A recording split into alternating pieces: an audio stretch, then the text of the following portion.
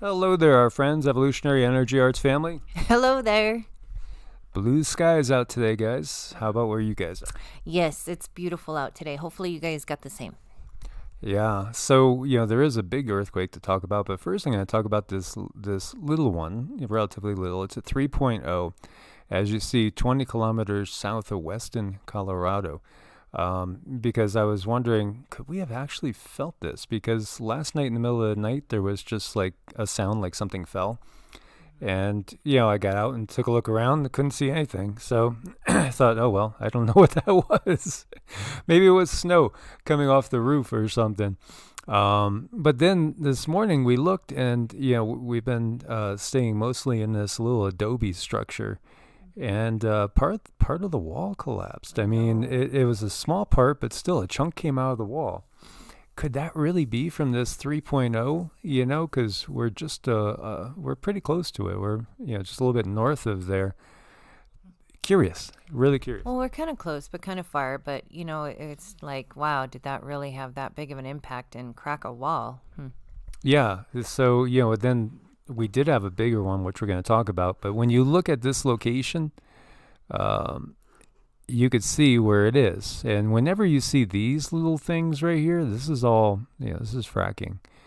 So, right here, this is just a ton of fracking. And this is what we've said that they've done on this border area with Colorado and New Mexico, which would be one of, I think, the best areas to be throughout these times in many ways. Of course, we have to dodge anywhere out in the West. You got to dodge wildfires now as well, and we all have talked about everything going on in the skies all the time. You guys know technology. I know it's just getting greater and greater, and it's getting a bigger grip on us. But yeah, every one of these little round dots, that's another fracking well. So I don't think we would have these, even though it's a 3.0, maybe that would have been something even smaller if it would have happened at all. And then you got to wonder, like when the big events do come with thousands and thousands of fracking wells, what's that going to look like? Mm-hmm. Right. It is going to look very scary. So when you start zooming out and take a look to the east, you can see a very large circle there. And we click on it, and the USGS is showing a 7.0 at a depth of 95.8. And here the EMSC is saying it's a 7.1. I've seen all different reports on this one, 6.8, all the way up to some saying 7.5. Either way that you look at it, though, luckily no damage, no tsunami, just off the coast of the Philippines. Powerful one, though. That's a big one. Honestly, I'm sitting here thinking that I can attribute that to all of our good energy that we put out there for a positive outcome. I really feel like it did help so that nobody was hurt here. Yeah, these little changes could add to a big difference, because if you put that, a little bit shallower and right on land, it could have been a problem. Yep, I think we helped with that one. Yeah, so as we see here, no tsunami risk, which is good. And we do have thousands evacuated as Storm Christoph hits the UK with disruptive snow and historic flooding. About 2,300 homes have been evacuated overnight Thursday amid widespread flooding and dangerous snow across parts of the UK. And, this is what we're seeing. These storms are all getting more and more intense. The intensification, we're having rapid high and rapid low pressure systems that are developing to the point where they're setting records. Well, yeah, and I look at it like a pendulum, and it's like that pendulum is swinging higher. Each way it goes higher and higher and higher, and at what point does it just flip? Yeah, and we got our challenges as we're talking about. So, in the West, we have drought, and, in many other areas, you have just too much water. So you have basically over here, you see provisional figures show Honister in Cumbria received 4.87 inches of rainfall on Tuesday, the 19th, a new daily rainfall record for this winter and 2021. But it was well short of England's all-time January daily rainfall record of 7.1 inches set back in 2005. So again, this is impacting people in a big way. It really is. You guys be so safe out there, please. Yes, and what do we got more of? We got more close call asteroids again. 2021 BR2 flew past Earth, and that's 0.19 lunar distance, so that is definitely close. It looks like we're off to a good start this year.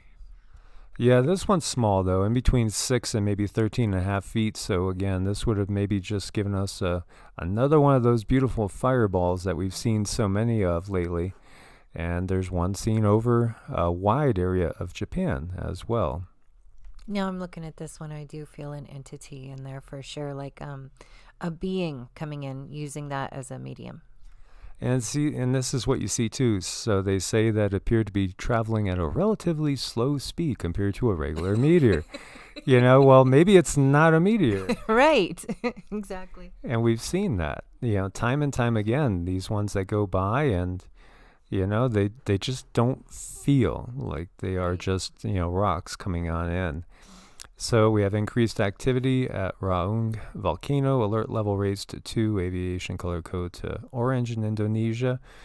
And of course, Indonesia was rocking from that, quake that we had as well. Indonesia, as we said, in my opinion, it might be one of the most dangerous places to be in these times. So you have ash rising to about 12,000 feet and drifting. And we have slight rise in abnormal behavior at my own volcano in the Philippines as well. Philippines, another place that's really challenging in these times. And so we have new activity unrest for 7 volcanoes, 15 still ongoing at the same time. And we're watching that super, super close. And it's so cold in Kazakhstan right now, the animals are literally freezing to death. Poor little guys.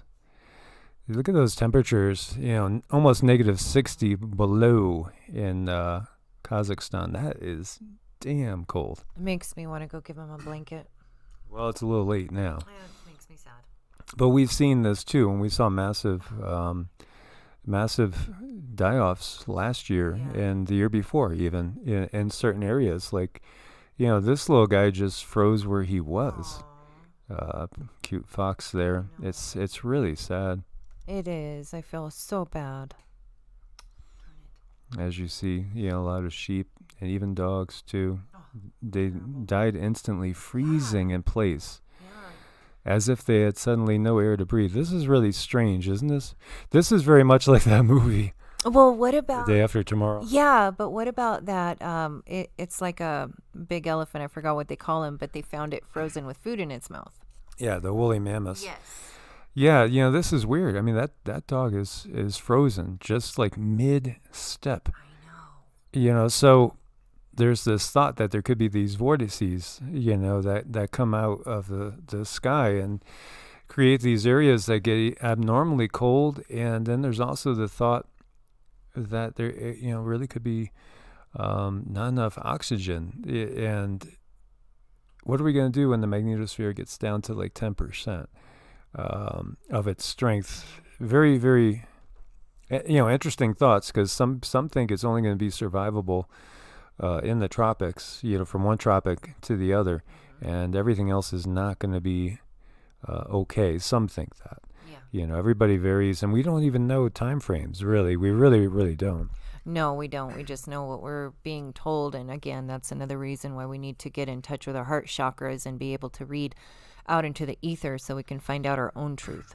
Yeah, and there's an antelope that's frozen, just frozen solid. That's kind of crazy. It really does make you wonder. Now, I've heard people talking about having a hard time to breathe, and we go hiking, and of course we're hiking at over 7,000 feet, which I'm attributing the issues, the getting winded when I normally wouldn't get winded, just simply to altitude, because we're at 7,000 to 8,000 feet usually.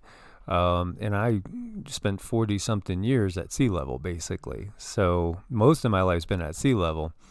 And we're looking to do a road trip soon, hopefully, and get closer to that again, see how it feels when we work out.